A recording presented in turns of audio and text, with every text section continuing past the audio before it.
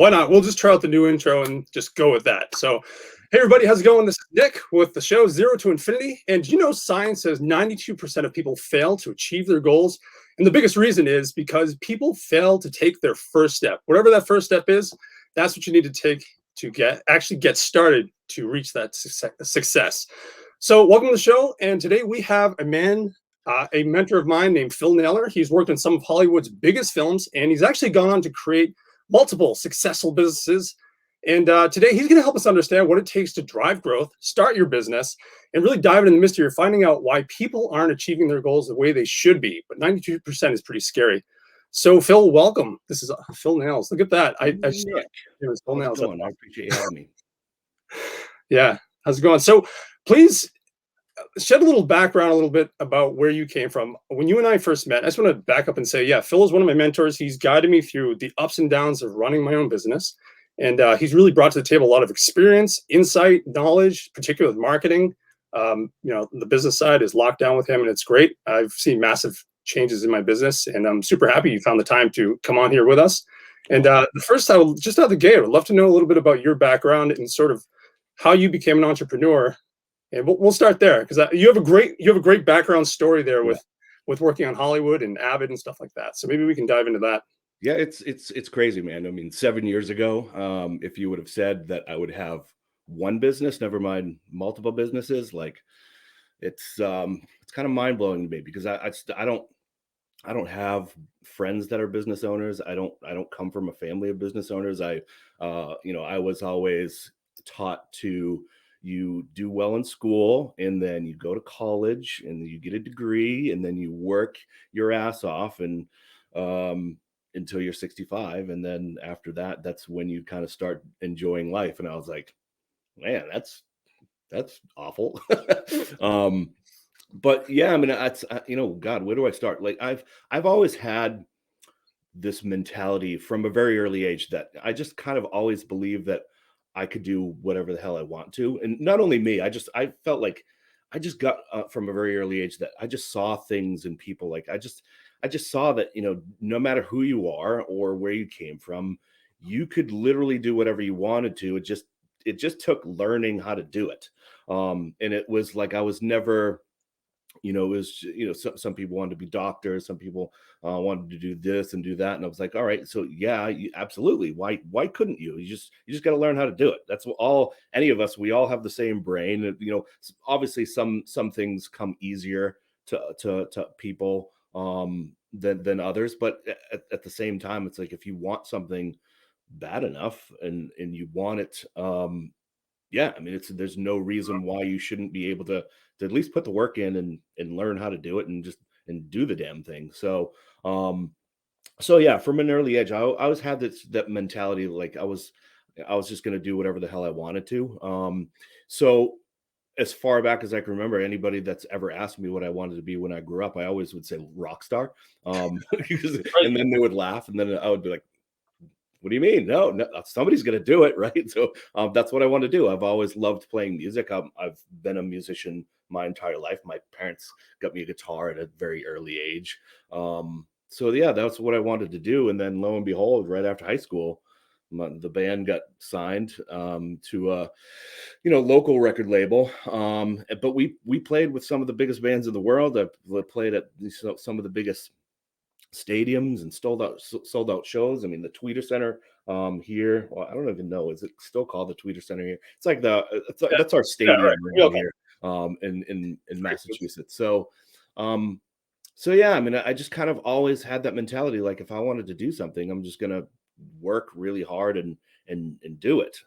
Find a way to do it. So when the band ended, I was kind of left with, we were together for 15 years or so. And then when the band ended, like put me on a lie detector test. Like I thought that I was here to play music. That's what I was put on earth to do. That's what I believed. I was just, I'd go to my deathbed believing that. So when all that ended, I was like, man, well, it kind of put things in perspective too. It's like you hear, well, yeah, I got signed. We got a record label right out of high school, and we toured, and we played with some of the biggest bands in the world. it sounds really cool, but once you're in it, it's like we didn't make any money. We didn't really do anything. So I was kind of left unfulfilled a little bit, thinking, well, what is that what I really wanted? Is that what I was really put here to do? So I was kind of forced to kind of go back to the drawing board. Here I was, 20 something years old. Went to school. Went back to college at 20 something. This was what, 10 years out of high school. Decided to go back to college for audio because it was what I knew. So I went back to school for audio production with concentrating for sound for film. I always thought that, if I could do Foley, if I could make music for films, that would be really cool. So that's what I kind of concentrated on in college. Long story short, my last semester we had an internship class, and on that list of internships there was a company called Avid.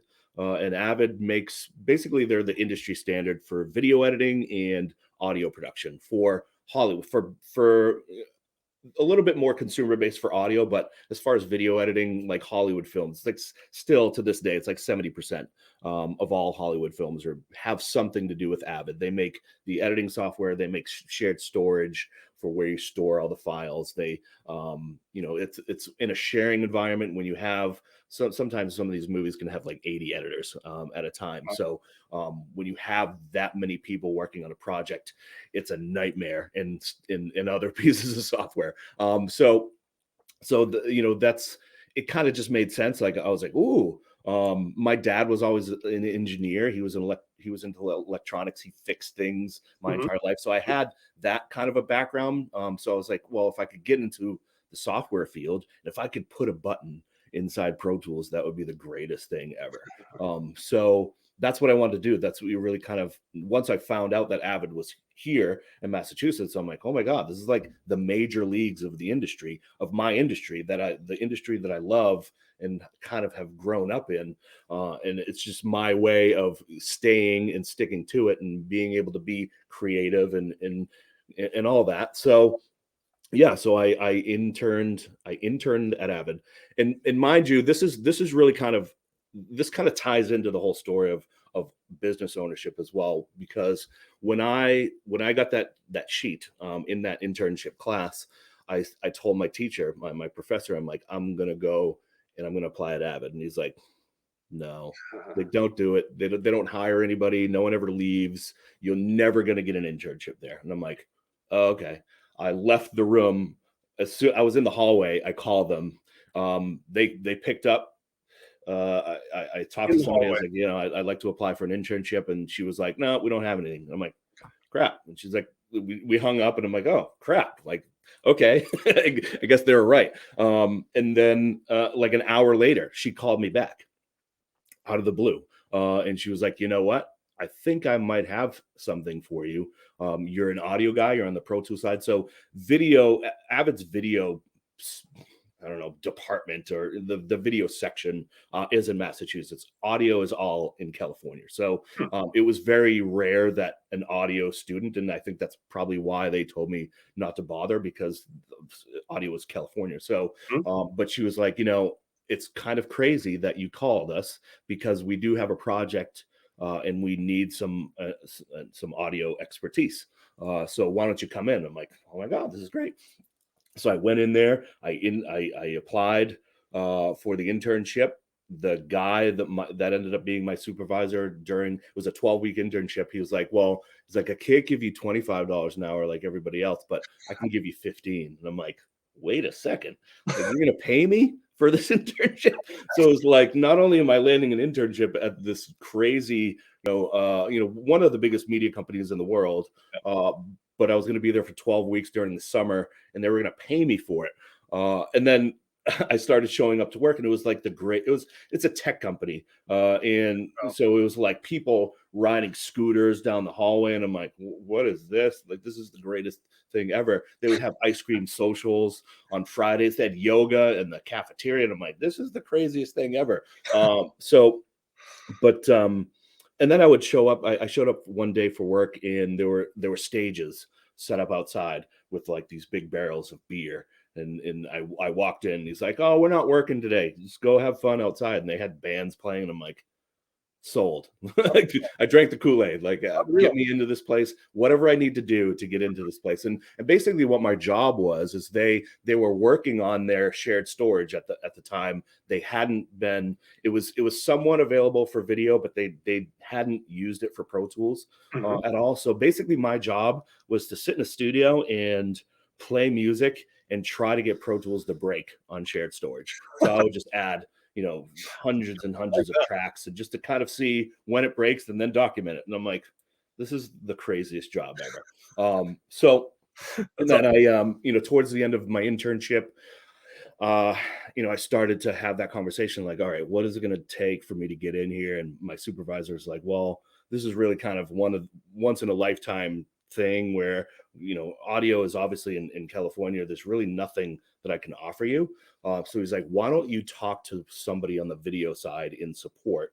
Um, and I ended up, I emailed them. I say, hey, would you meet with me? Um, over coffee. I really I interned down here in audio, and like I really like to chat with you. So he ended up meeting me for coffee. He loved me. He's like, you're exactly what we need here, but I don't really have anything. But you can apply. So I applied for customer support on the video side, and so I applied, and then I had the interview, and he's like, we just don't have anything. Like, nobody really ever leaves here. Everybody's happy. But what I'll do is I'll take your application and I'll put it on the list, and if anything opens up, I'll give you a call. He's like, but don't wait for us, right? It could be 2 weeks, it could be 2 years. So every month, Nick, for 3 years, I emailed my supervisor and I emailed that guy and I said, how about now? How about now? How about now? So at the time I was I'm starting working to see a for, trend here. was that? I'm starting to see a trend here. Yeah, yeah, right, right. So Rockstar. it's like at the time I was working for Bose, which is surround sound company. They make Yeah. speakers. I was Mhm, working support for them mhm. because right out of college I went there. We had a partnership with the school. So I was there. I was there for 3 years, and every single month I would email them. How about now? How about now? How about now? And every month it would be like, nope, there's nothing. There's nothing. Persistent. And then finally, one month, I emailed him, and he's like, you know what? He's like, this is crazy, but we actually might have something. It's not on audio, but it's on the video side. Would you be willing to come in? I'm like, yes. And Nick, the just to kind of inject this, so Bose was down 495. It was about Mhm. four. I was in Framingham, so it was a 45-minute drive for me. On the way home from Bose, Avid was on the way home off of 495. I would stop. I would not get gas anywhere else. I would get, so right across the street from Avid, there was a gas station in Tewksbury, Massachusetts. Mhm. I would not get gas anywhere else. I would stop in Tewksbury just so that I could get gas and look at the Avid sign. And every time I'd get gas, I'm like, I'm getting in there. Like, some way I'm gonna get in there. And like, it was just all these like just stories. And like, they would send people into the internship, and they're like, yeah, we start people, $60,000 a year. So I was, you know, Yep. at the time, out of college, really didn't have any money, didn't have a lot. I was a single dad at the time. Yep. And I was like, I can't, I just can't afford to go to a studio and work my way up and grab coffees for people. And like, I needed to get in there. So yeah, I would get gas every time just to look at the sign and just look at it and be like, I'm going to get in there someday. Yep. Long story short, man, it's they finally, after 3 years of 3 years. emailing every single month, they Holy were like, cow. come in. They hired me. I started off in support for the video editor, and like, it was it sounds like, I mean, it's entry level, but at the same time, it's like, I remember like one of my first days on the phone, I got a call, and it was like, yeah, this is blah blah blah from MTV, and I'm like, I'm talking to MTV. I'm talking to MTV. Then it was Disney. Then I was like Spider-Man. I'm like, oh my God, like all these people working on all these movies would start to call in. And then I kind of just worked my way up. I went from support to, I became workflow development. So basically, um, right before I left support, I was a workflow developer. So my first real big project was the Hobbit trilogies. So I was team lead on that. Basically, what they would do is they would tell me what cameras they were using, all the equipment that they were using. They were in New Zealand at the time. They were filming in New Zealand, so like the time difference was crazy. But they would tell me what equipment they had, and I would develop their workflow to get from camera to the editor. So so yeah, it was just, but it was crazy. I mean, having $700 million movies on your shoulders. Sometimes I was on call a lot, and No pressure. Geez. Thanksgivings and Christmases, and getting calls. I'm like, oh my God. But it was cool, man. I got to learn a lot about video, and that's really kind of where my love for video came in. The more and more that I got into it, and the more that I learned, I was like, oh my God, I kind of like video too, because when I went in there, I was like, I'm an audio guy. I'm just here for a short period of time. This video stuff is but then the more I learned of it, and this, then I started buying equipment, and then I had another really expensive hobby. But yeah, it was a crazy experience. So you got to a point at Avid. You were probably going to dive into that right now, but you got to a point in Avid. What was that turning point where you said to yourself, "There's something more here"? I want to somehow segue into you launching. Yeah, absolutely. And it's I don't know. It was on, looking back, 30,000-foot view. Yeah.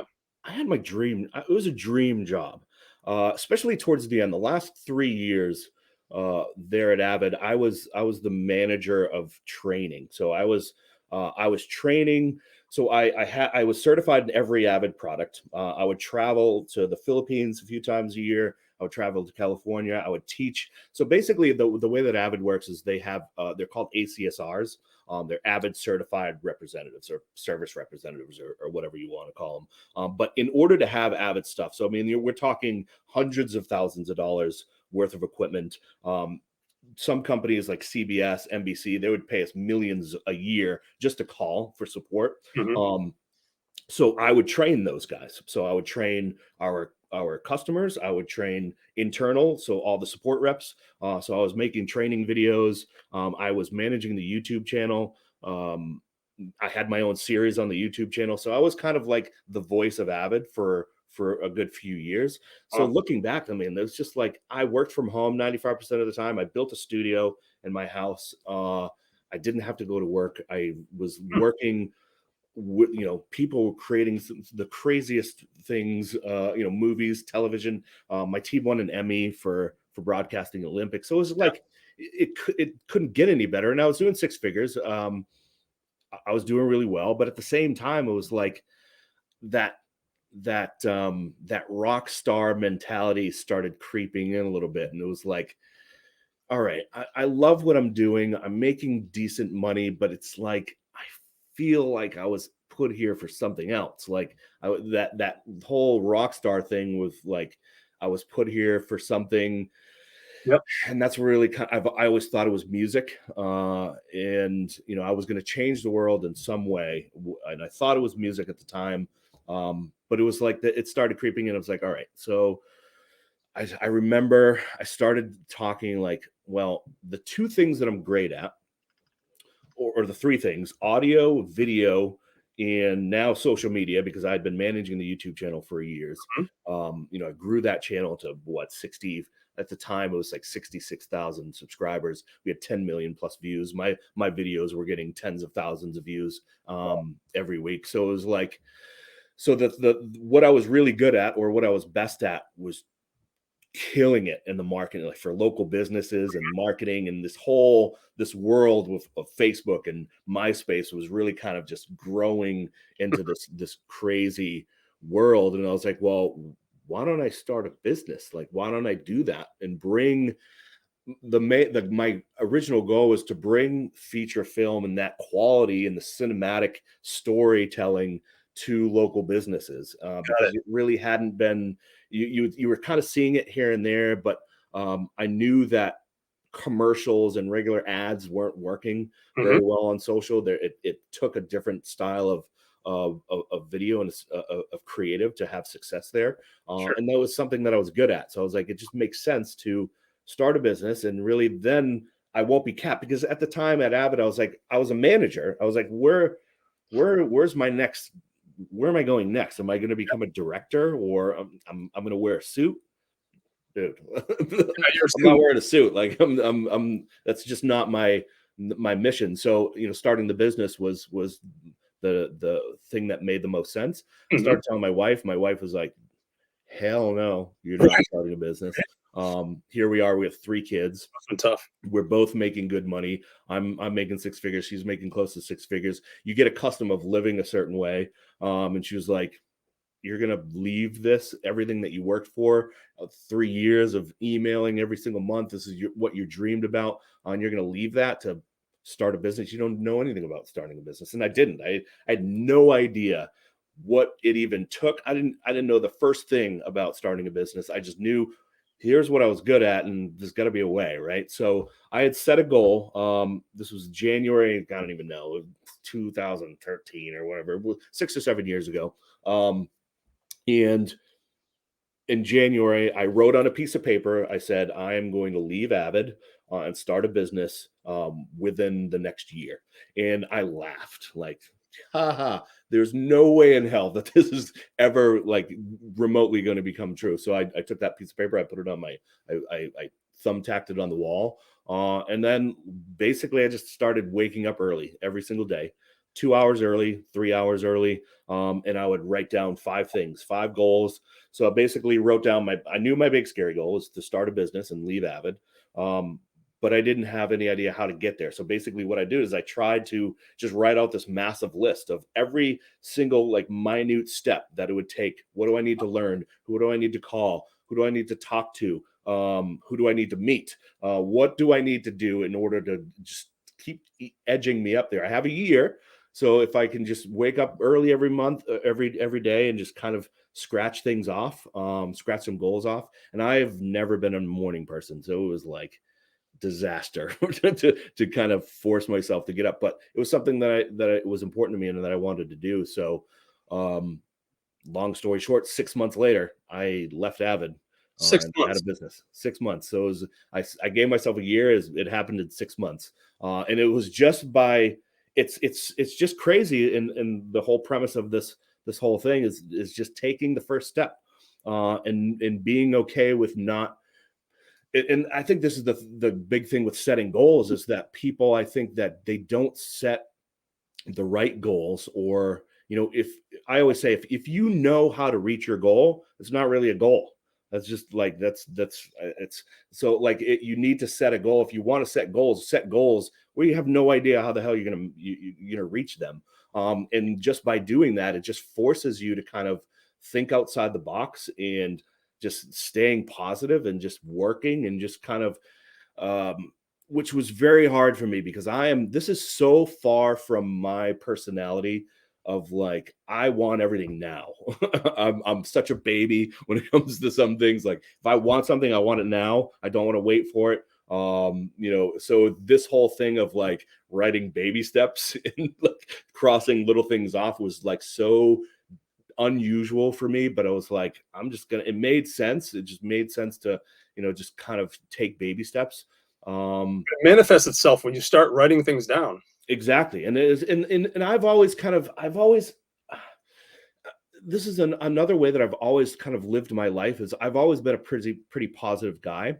Mhm. And it kind of tied in with you can be whatever you wanted to be, or you can be whatever you want to be. You can do whatever you want to do as long as you just learn how to do it. And a caveat to that is as long as you stay positive, and you you just keep working towards it and you take baby steps. And I think that being positive allows you to see things differently. And then it's like the more and more, as I'm doing this, I start getting into self-help, right? So I start reading books. Never read books before in my life. Like up until 6 or 7 years ago, I had never read a book before in my life, other than the school books, the stuff that you had to. I just never was a reader. I just never could sit down long enough. So I started reading, and I started doing self-help stuff. And the more and more I started reading this stuff, it was like, oh my God, this is literally how I live my life anyway.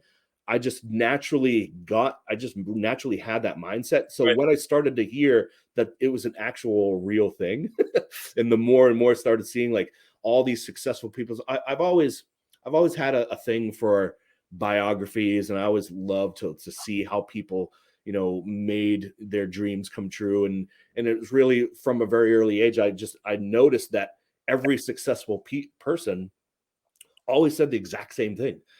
Is they said, I just didn't give up. Hmm. And I it mean, was so simple, right? I just didn't give up. And I was like, oh my God, like, duh. just real um, quick, your sort of your story is sort of touching the touch points of what a lot of mentors and people that we learn from speak about. Writing things down for yeah, sort of that. It's like a self-fulfilling prophecy when you write things down. The next thing is, stating your goals. yeah, Um, the next thing is sort of to look and understand the people that you want to reach, to be like mentors, right. people that are above you. And you're reading biographies, right? Yep. And yeah, that's really fascinating. And just hearing, I was just been involved with the Tony Robbins seminar recently. It's going on actually right now for 4 days. And it's the same thing you're talking about: writing things down, find Yeah. mentors. And then the last thing you said, which is super important, is perseverance, sticking with it and going through it. Like that point Right. where you were leaving a job which was uber successful, you have a Yeah. family, um, scary times, but you knew something bigger and better was on the other side. Yeah. And it wasn't always pretty. In fact, it was far from it. There was definitely, you know, the first 6 months or so were crazy busy. When I left Avid hired me, and hired my company to do basically some of the work that I was doing before. So I got lucky there. I had a lot of word of mouth. I had just a lot of, I guess, you know, new business mojo, I guess you could call it, where, you know, I was guns blazing, you know, walking into businesses, going door to door, Yeah. doing everything that I had to that first 6 months. And I just remember thinking to myself, like, owning a business is super easy. I don't know what people are talking about. Like, Hmm. and obviously you have the negative mindset and of all the people that think that this is the worst idea possible. All the broke mentality, if you will. Um, of just people saying that, you know, it's just same thing with being a rock star. Everybody would always say, oh, it's a once in a million chance, like you're never going to get a record deal, you're never going to do this, and blah blah blah. And it's like, okay, whatever. Yeah. I'm going to prove you wrong. So it was that first 6 months was super busy, and then it friggin' took a dive. And it became very apparent to me, and real, that, oh my God, I have no client acquisition strategy Okay. whatsoever. So, Everything has just come to me. so the first 6 months, you kind of were, you got hooked up with Avid, but then you were also kind of hitting the street and just basically trying to find, Yeah. jumping Yeah, your, and I was just make kind of things. getting the word out, and a lot of like word of mouth, a lot of friends, you know, that low hanging fruit, right? And that's what I tell everybody when Yeah. they're starting a business. Everybody has that low hanging fruit, and I think that a lot of people, they kind of shy away from that because they don't want to be that person. That I think that we've all been hit up on, the, you know, we all have that friend, that was doing that pyramid scheme, and hey, just buy in. And so we've all been there, and we don't want to feel like that with our friends. But at the same time, it's like I believed in what I was doing. I felt like I was good at what I do. I felt like I had real value to bring. So why wouldn't I try to help my friend out, or why wouldn't I try to help my family member out? I mean, I was doing it for cheap. Um, but at the same time, it was like, it was just kind of getting your foot in the door and having something to show, Mhm. which is always kind of, and this is something that really, after that 6 months, really plagued me. Was, you know, I'm a creative guy. I could rarely ever create something for myself. Like if I'm creating a logo for something that I'm working on, or a video, or whatever the case may be, website, I can't do it, man. Like I can't, like I'm never happy with it. Right. It's never good enough. And this is something that plagued me for a while. Is, well, I don't have a logo, I don't have a website, I don't have a Facebook page, I don't have this, I don't have that. I don't like, I know video and I know YouTube, but I don't know Facebook. And you know, MySpace was kind of still around at the time. It was kind of falling off. But it was like, all these things. Was MySpace? I don't know. I'm Right. awful with time, but Right. but it was like all these things that I felt like I needed to do before I could take another step of like, well, I'm not getting business because I don't have a logo. Well, I'm not getting business because I don't have business cards. I'm not getting business. I can't go door to door because I don't have flyers to hand out. So there's like all these things that just get in the way. That's right. When I'm in not all ready yet. actuality, Yeah. at the height of my agency, making $50,000 in a month, Mhm. I had 80 people on my Facebook page. My website was like one page. It was crap. My logo, I wasn't happy with it. And I wasn't really. It was like it's comical to me, because when I hear people, because we all do it, and especially, I mean, when Yes. we first start a business, we all have like these robots of, well, I need to learn this before I can do this, or I need to do Absolutely. this before I do this. When in all actuality, you just need to just take that first step and just do the damn thing, You know, and we let things fall into place. Because the more and more you're just wasting time. And I forget who told me, but it was like the best advice that I've ever had, in a business. And they were like, Phil, you need to concentrate on revenue generating activities.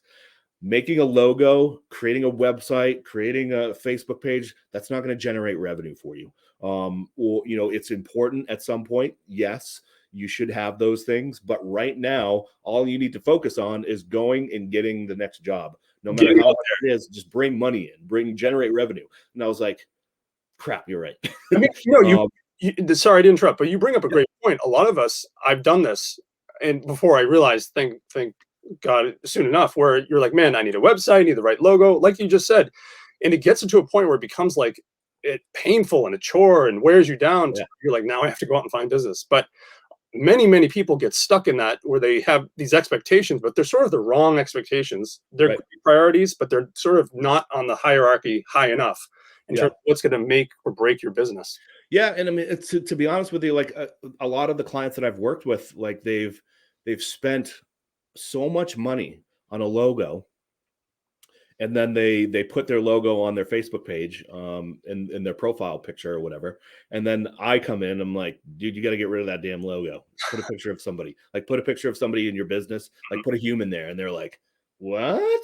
We just spent thousands of dollars on this logo. I'm like, sorry, like nobody cares about your logo. Yep. In fact, it's probably detrimental to your success right now on social media, because you're being looked at as a business, and we don't want to be looked at as a business. We want to be looked at as human beings that want to help other people. So it's like, so it was that conversation of like me being a creative guy, and us creatives. Yes, we're going to look at logos. We're going to look at a website. We're going to look at, other businesses, and kind of examine them. But in all actuality, when it comes down to it, your clients and the people that you're helping, they don't care about the tools that you're using or how you're going to do it or what you look like doing it, as long as you understand what their problem is and you have a solution to fix it. That's all they care about. So it's like, so it's just once I start kind of getting that, and really seeing that from other people, of like giving my business card, spending months on a business card, and handing them business card, and like waiting for their faces to light up at how awesome the business card is. And there's like, come on, man. Never to be seen again. Yeah. So much time on that. Right. So it really doesn't matter. I mean, it really just comes down to, do you understand what their problem is, and do you have a solution? And that's really what business is, and just building relationships from there. Mhm. So, um, but And yeah. when you got to those $50,000 months, month over month, what was sort of the workflow and the process you realized was working for you? What was that turning point? Was there a turning point that you can remember where you're like, this is how it works? It was the fact that, once I understood what I just said, that, really what it came down to was that I understood what their problem was, and I had a solution for it. Once I really got that, then the way that I spoke to business owners, the way that I kind of went through discovery meetings, and spoke to them, or should I say, the more that I let them talk, because basically how I was approaching it, and really when I was having a really hard time, mind you, I was, this was a time, when I was getting zero business, and I was working my ass off, pardon my French. Mhm. getting zero business, I was charging $500 for a video, right? I was sometimes offering the video for free, and I still wouldn't get any business. Like they wouldn't, they still, or they would say, "Yeah, that would be awesome if you do it for free," and then they would drag their feet, and I would never get the project done because it was like they didn't have any skin in the game, and I was what it all came down to is I was just choosing the wrong people. But here I was trying to $500 free videos. But what I was doing was I was walking into these businesses and I would walk in with a flyer, or I'd walk in with a PowerPoint, and I would do this whole presentation. And the presentation was, hey, did you know that there's 2.5 billion active users on Facebook? Did Mhm. you know that by using video, you are 80%? I was like, all these numbers, and this is how great video is, and these are my tools. And did you know that Facebook is the most powerful thing known to man? And oh my god, Yeah. uh and sounds great, and I got a lot of, yeah, cool. But what I wasn't doing was I wasn't letting them tell me what their pain was. I wasn't speaking to them. I wasn't I was basically, I was leaving, and this is really kind of what drove me to Facebook. Was I was leaving these meetings, and I just wasn't doing a good enough job of showing the value. Like everybody, they knew that they needed a video. Mhm. They wanted a video. That's like really kind of when you start a business. Like it's one of the things that you, I think, check off when you're starting a business and you have the list of here's the things that I think that I need to do. I need a logo. I need a website. I need this. In a commercial or a radio ad or a billboard or mailers are always on that list, but they're typically far down the list because, well, one, they're really expensive and I can't really justify spending that money right now. Those were, I was always the nice to have on the list. And when I moved from nice to have to I have to. I'm not going to make it. My business is not going to survive if I don't have it. Then that's really kind of when things took a turn. And it really kind of, I just changed the whole way that I was speaking. Like I was letting people talk. I was listening to what their pain points. And every business is different. They all have their own pain, their own issues, their own stuff that they're dealing with. So it's listening to them and figuring out, all right, how can what I do help them Mhm. achieve their goals, and help them, get over all the pain that all the stuff that's keeping them up at night. How can I, the tools that I use, how can I help them? Sorry. Letting them talk and then really kind of digesting what they're saying and saying, all right, well, you told me this, and just getting them to agree and having a real conversation, and being somebody, and I tell you guys all the time, it's like I try to keep my pitch in my pocket as long as I possibly can, because I know the more times I talk to somebody, the more times we have meetings and they talk the whole time and just tell me their problems, the more and more I'm becoming a real person that actually cares about what they Mhm. have going on. Makes I'm not a salesman, because it's just God, I hate sales so much. It's just one of those things where it's just, yeah, I mean, it's so important to the business, but at the same time it's like I hate it. I hate like that whole, because I sold vacuum cleaners for a little while, literally with a phone book, calling people in the phone book. Oh my god. But it's like, you just put yourself in that situation where you've had a crappy salesman come over the house for whatever reason, and then they walk in and with their suit and tie, and then they have their little briefcase, and they open up the briefcase and they start their pitch, right? And it's like the whole time they're talking, you're like, oh god, can you just get to the price? Can you just get, like, I didn't want to be that. So the more and more I just kind of like, I'm me. Obviously, I'm just like, I'm not going to, I don't generally like, I dress how I dress. I try to be, I try to present myself in a genuine way. Like, this is who you're going to get. I understand that a lot of people will look and be like, oh my god, he's got tattoos on his fingers, like he must have been in jail. I get it, but at the same time, it's like, I think when I walk in and I let them talk, and I think the first few minutes they kind of get like, all right, well, this dude's actually pretty cool and he actually cares about what the hell we have going on. and it's not a sales call, and it doesn't have anything to do with sales, it goes a long way. Hmm. Thank you. I got a coffee delivery. Wow. You have great service over there. Holy smokes. um, so yeah, it was just, keeping the salesiness away as long as I possibly can. And then when I pitch something, it's really it's not a sales pitch. It's literally like, hey, listen, I have a really good idea on how we can achieve this. You told me this is your problem. Like, how about we do this? And I get them to agree, and I get them excited the entire time. And it's like it's an obvious hole in their business that it's very difficult to say no to. It's so obvious that if you say no, it's a bad decision. Right. And then it's just, I just add so much. I try to figure out how I could add so much value and how I can make it a no-brainer. And by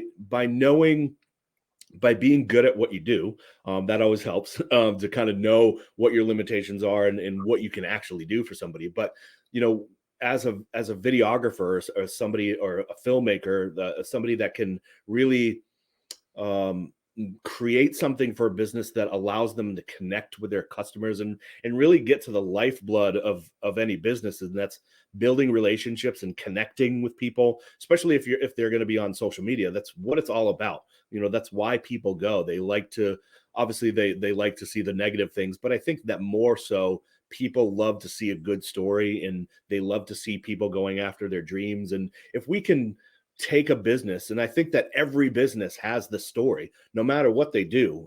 It could be the most boring thing ever, but I think that, if you take the most boring thing, there's always a story behind it. What do you do differently? Is this a family owned business? Like, has this been passed down? Like, how did you get into what is the story behind it? What's your why? Where's your passion? So it's really getting into that story. And then using the tools that I have. I mean, not only can we create this epic content for them that connects and hits all those points, but I can guarantee that it's seen by people. And I think that this is another missing link that a lot of video companies and me that I kind of ran into with, the video was a nice to have, but they couldn't really justify the cost. Hmm.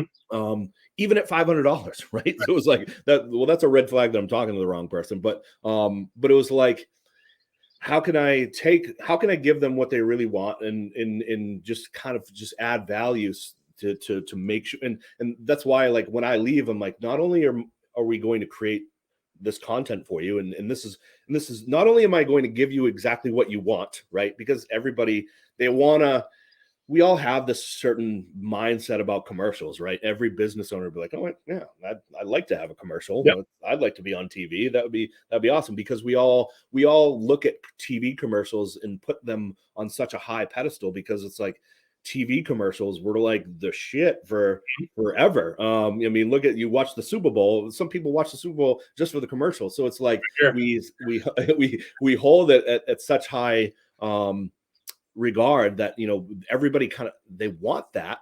Hmm. So how do you make it how do you get it from nice to have to must have? Hmm. Well, I mean, all right, so this is going to solve your pain points, and I'm going to guarantee that I'm not just going to be a guy that's going to give you a video and be like, all right, now you have a video. Because and I'm honest with them, like, I could create the best looking, most cinematic video that just connects with your customers and makes people cry, right? Yep.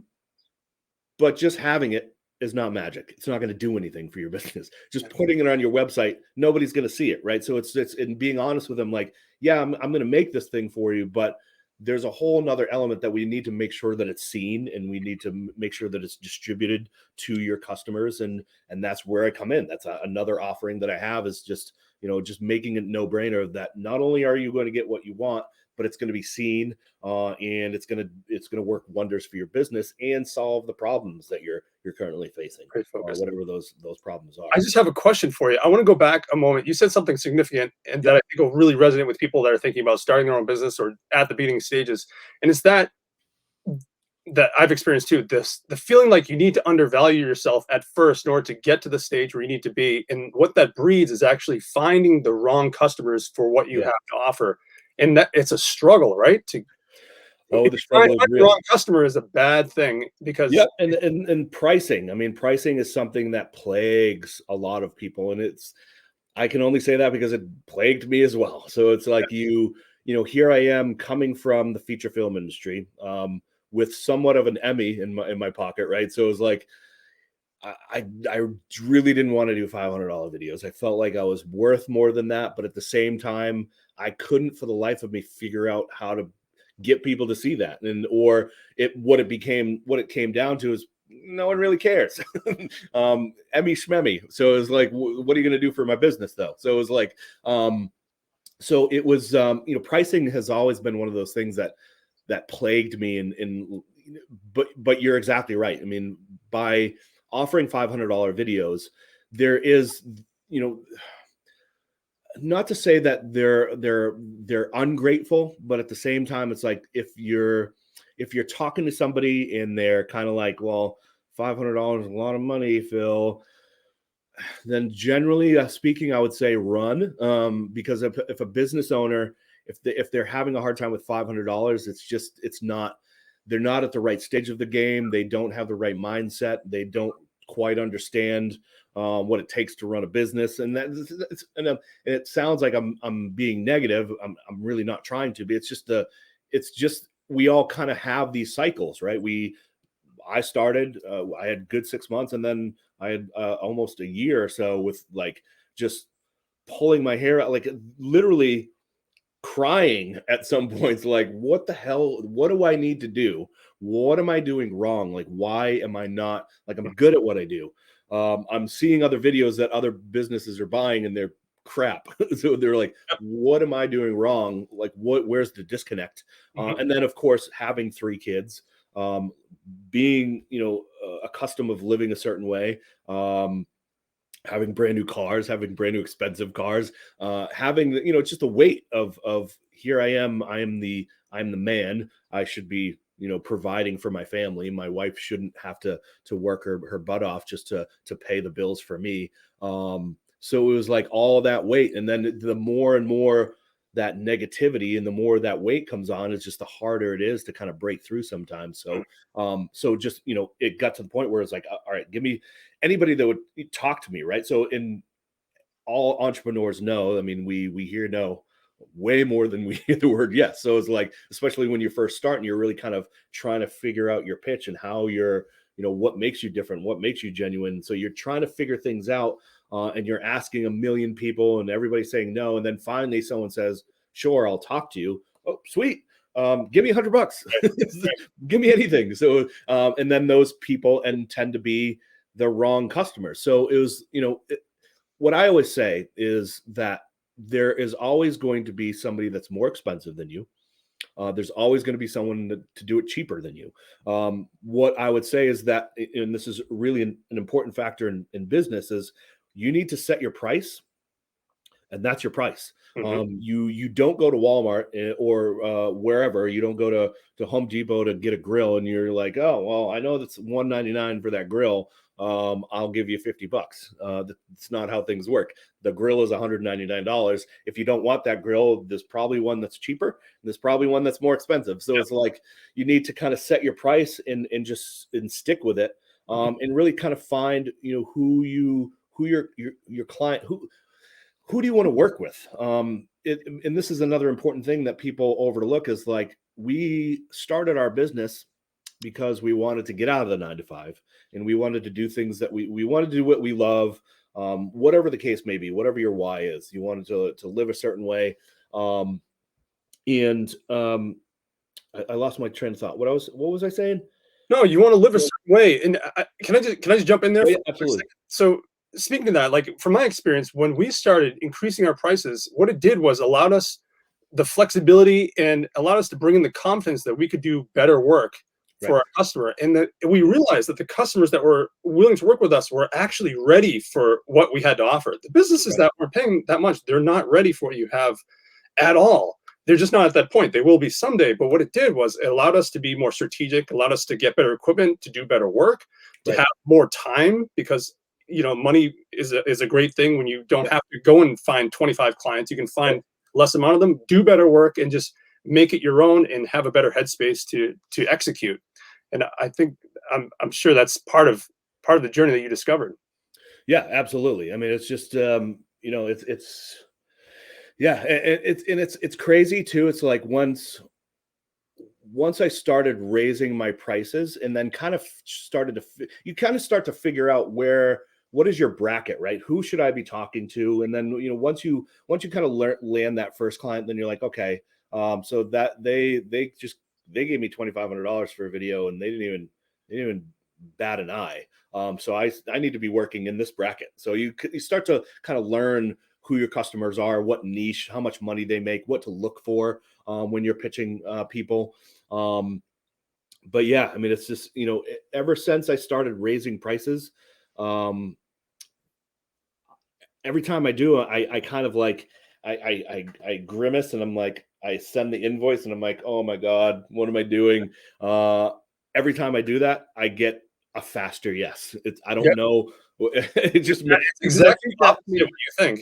yeah, I mean, what we need to understand is I think that the people that are going to pay you the amount of money that you're looking for are expecting that, right? So when you have people that, like I said, there's always going to be someone more expensive and there's always going to be someone cheaper. So you have to understand that your client, your ideal client, if you're looking for, let's just use $2,500 a video, that client is probably expecting to pay that or more.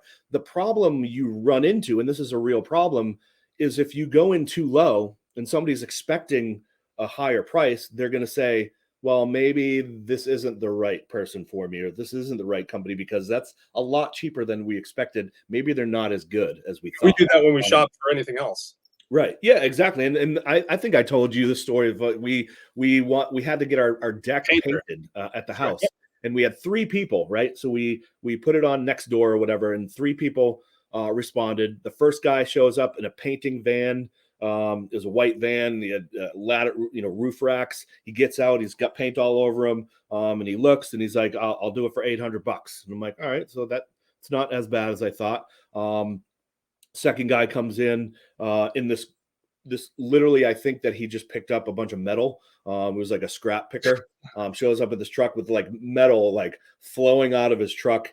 He walks up. The first thing that he says to me is like, well, I asked him what type of paint he uses because we like Benjamin Moore. That's always like hey, what kind of paint are you using? And he says, Bear. He's like, I'm the cheapest bastard you'd ever meet. And I'm like, what the hell? I was like, that's like the first thing that he said to me. And then he looks and he's like, I'll do it for $300. And I'm like, me and my wife looked at each other like $300. I mean, that's awesome. But and then another guy came and gave us 750. So we have an 800, a 750, and a 300. Mind you, all the guy that offered us 300 had the most 5-star reviews, right? So we were like, just this mind like this, like, what the hell do we do? Like the reviews were outstanding. Like he does incredible work, blah, blah, blah. And we're like thinking like $300, but he has the most reviews. But it goes to show you the mentality of like we had obviously we would have loved to spend $300 to get our deck painted and sanded and everything that we needed to do. But it was like, why is it so low? And then, you kind of look at the truck and you look at the presentation. So it was like, we ended up going with the middle guy, and it was a bad idea. So he didn't do a very good job. But yeah, it just kind of goes to show like if there's a problem with coming in too low. And then of course, there's always that, you could come in too high. And I think that if it gets to the point where every time you pitch somebody, no matter who you pitch, everybody's like, whoa, that's way too expensive, then maybe it's too expensive. But I think there's, if I still a firm believer that you could probably find your niche and find your client at whatever price you're at. But Absolutely. I just have a few more questions for you, and then I want to show you a video from Inked Magazine that I think really speaks to exactly what you're saying. I'll pull it up in a moment. But what are some of the things, what's something you can impart for someone watching that is just starting the business, that what's a first step for them to take if they have a passion for something and it's scary, it's a scary venture to jump over that wall and begin it? What is something that, looking back on your experience, would you tell them? I would say the key that really got everything started to me was just kind of writing. And it's going to sound like magical hoopla. And I can't explain why it works but it does. Is just figuring out, what do you want to do? So if you're, and this is what I tell everybody, I think that, life is way too short to be doing things and to be stuck in a 9 to 5, doing a job that you hate for somebody else, and being miserable and sitting in traffic and everything that comes with that 9 to 5. I think that we all should do what we love to do. I think that we're all put here for a reason. I'm not a very religious guy, but at the same time, I do think that everybody has just something that clicks, something that they're just naturally good at or naturally gifted at. So what I would say is that if you don't know what it is, if you don't know what it is that you love to do, I would say, what do people ask you about most?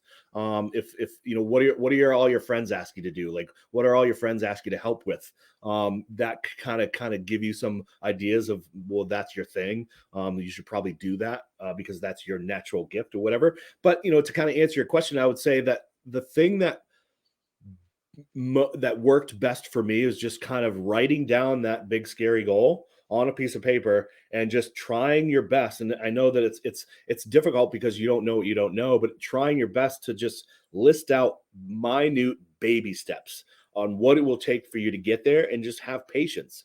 Because I think that if you wake up every day like I did, and it doesn't have to be 2 hours or 3 hours, you don't even have to wake up early. If you set aside some time before bed or whatever the case may be, but if you spend time, however much time it is, every single day, trying to get or work towards your goal, you're doing more than most people. And it really, and by goals, I mean, like, the 5 things that I would write, it was like, I need to call this person today.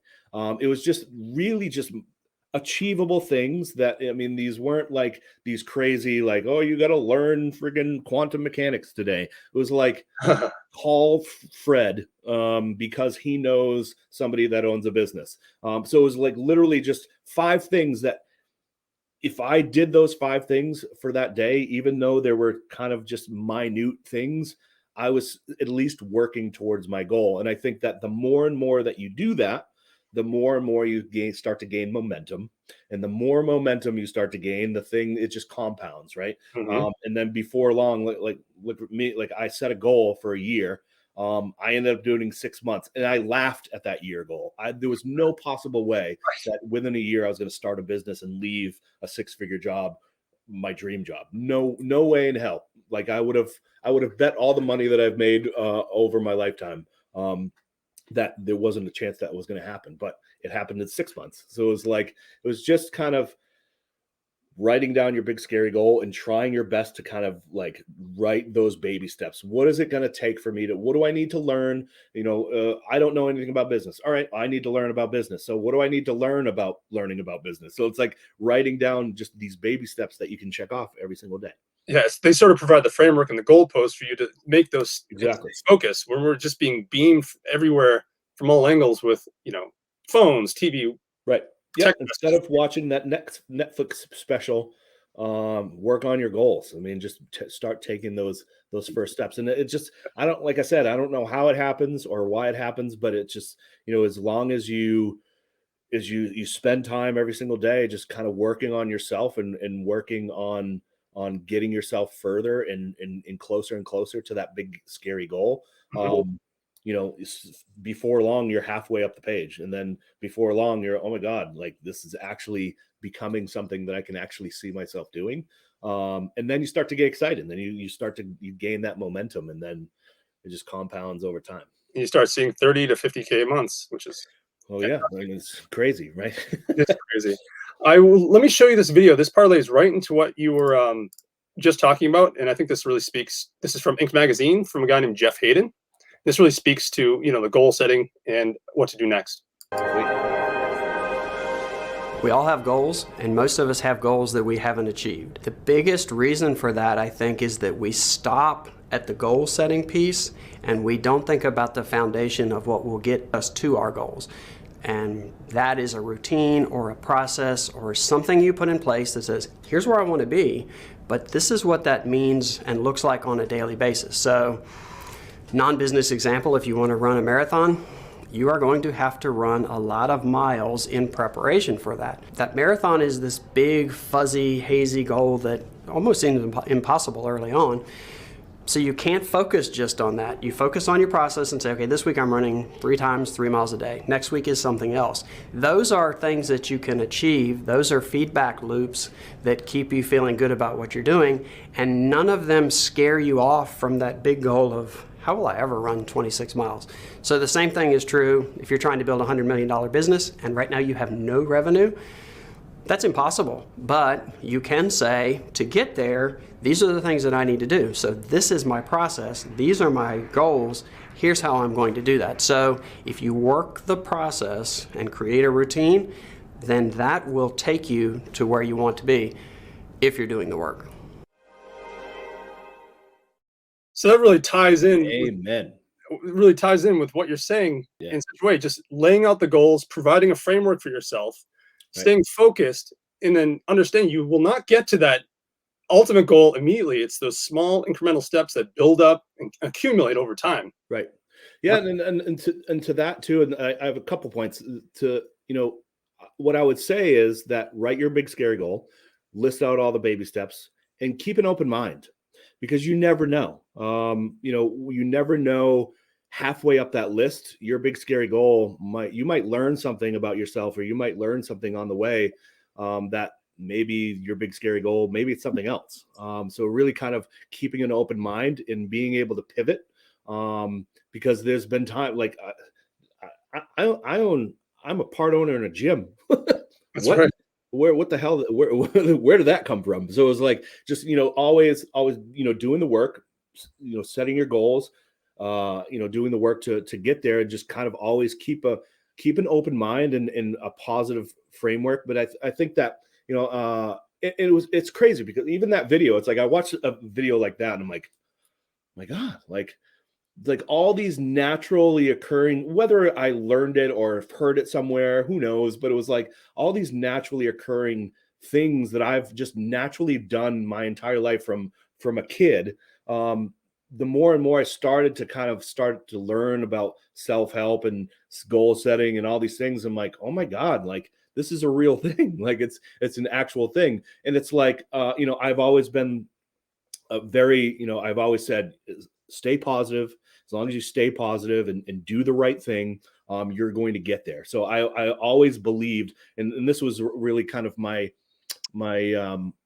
comeback to the rock star story. Whenever I told people I wanted to be a rock star, and they said, well, it's a 1 in a million chance. Like there's so many people that are better than you, that are better singers and blah, blah, blah. I'm like, it has nothing to do with being the best singer. It's being the hardest worker, and it's being, and it just keeping a positive attitude. And I always felt like as long as you stayed positive, then that would kind of put you in a mindset of seeing opportunities. And one of the big things was like, well, you have to be lucky. You have to be at the right time, the right place at the right time. And I always believed that by being positive and working towards your goals, that you could put yourself in the right place at the right time, because in a positive mindset, your brain is accustomed to seeing opportunities that you normally wouldn't see. So here, I just always kind of, I knew that. Then I'm watching, or I'm reading this book, and I'm learning about the reticular activating system, right? A real thing in your brain. You buy a red car, right? We've all experienced it. You buy a red Honda. The next thing you know, there's like every car that you see is a red Honda on the road, right? It's your reticular activating system. It's like your brain. Once you put your brain and focus on something that's important to you, your brain is a filter, right? So it's filtering out all the stuff that it needs to filter out. And once your brain says, well, he really likes red Hondas, it's going to allow those red Hondas that were always there. You're just going to notice them more. So it's really the same thing as if you keep a positive attitude and you have your eye set on a goal, your reticular activating system will look for opportunities that will align you with your goal.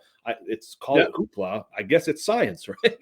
It's crazy. So yeah, I mean, you're tying this all together. It's not luck. It's not by chance. Most of this stuff is when you put your mind to it and you set up some strategy behind it, lay out some goals. and see it through. It's not luck. You're actually opening yourself up to new options, new opportunities, and it doesn't happen from 0 to 60 in a moment. It just happens. It just goes up and spreads wider and wider, those opportunities, and you just give yourself more chances to get in front of the right places, the right people. Yeah. Yeah. And it's like, I was, at a really low point. Like I said, it hasn't been pretty, like, it's still like to this day, like I'll have days where I'm like, what am I doing? Like what, I've made changes to my business. I'm really not doing the agency anymore. The gym, we just went through a pandemic. Like it's been really tough to kind of keep the gym alive. And it was like, there's been moments where I'm like, man, maybe I need to go back to work. Like what's really going on? Like what's going, and it's, I just remember having one of those really low moments and like literally sitting at my desk, like with tears, like thinking, well, I believe in this. Like, why can't I make this work? And then literally 3 days later, something came in, this connection that came in that I had made at a networking meeting. In literally 3 days later, I had 18 grand in the bank. And from there, that literally catapulted my entire growth in the agency. So it was like, here I was, like literally zero in the bank, trying to figure out how the hell am I going to pay the mortgage? Tears in my eyes, like thinking, I got to get a job. Like, I guess I wasn't cut out for this. And then 3 days later, my life is totally different. So and we've all probably seen those memes of like those success memes of the guy digging, and he's like an inch away from all the gold, and then one guy's Right. leaving and the other guys keep going. It's like you never know. If you just keep working and keep going and keep doing the right things and stay positive, you could be 3 days away from having 18 grand in your bank. So it's, You never know. but yeah, it's nuts. It's been an experience for sure.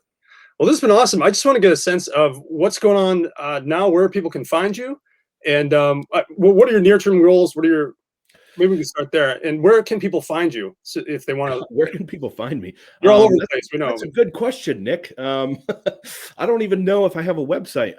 No, I think rebornmediacompany.com is there. It's not pretty. I think it's one page, and I think that there's a video up there, and it says, "I'm not taking any more business." So, Right. I don't know how the hell I keep getting business, but it's just one of those crazy things that happens, I guess. But yeah, so yeah, I'm just working on kind of pivoting, working on some new content. I have about 7 or so courses, just content. So my goal right now is to have to have a one-stop shop for creators. I really want to make resource.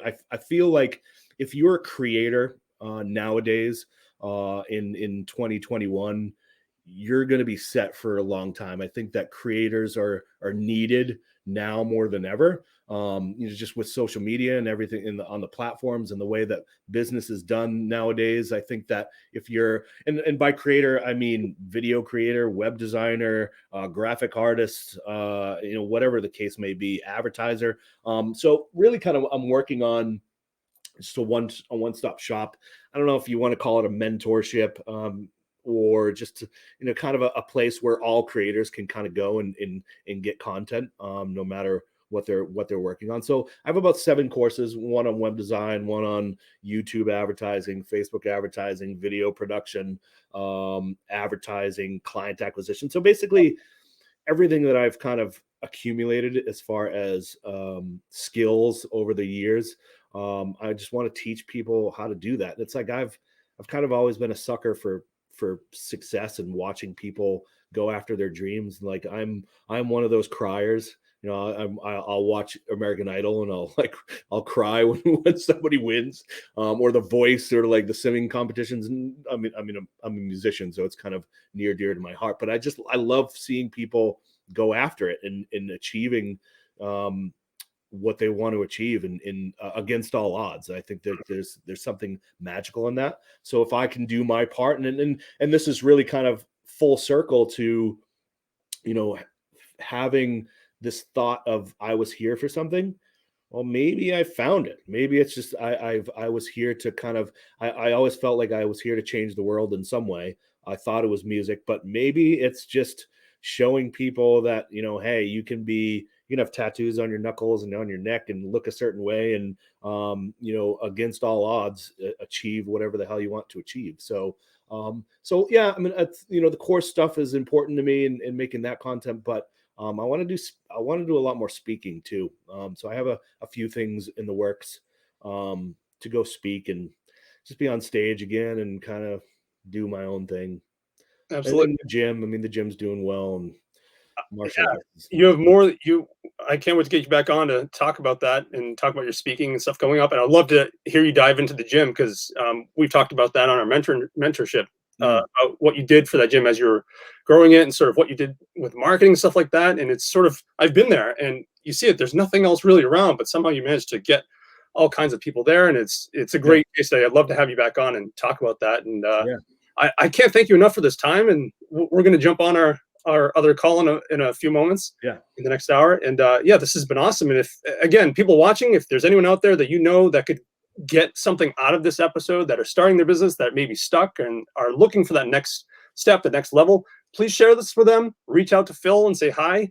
And yeah, we'll go from there, from zero to infinity. Thanks so much. Yeah, absolutely. I appreciate you having me on. That's anytime I get to come on, and I'm a talker, so anytime I can do this is awesome. So I more than appreciate you having me on. And just to kind of just anybody that might have any questions, I'm an open book. So Facebook, if you message me on Facebook, I might be the worst at getting back to you right away. But always, I mean, if you have questions or need anything, I'm more than available. Absolutely. All right. All right, man. Thank you so much, Phil. This was Appreciate it. awesome. And can't thank you enough. And I'm sure Yeah. people watching this will too. Thanks. All right. Thanks a lot.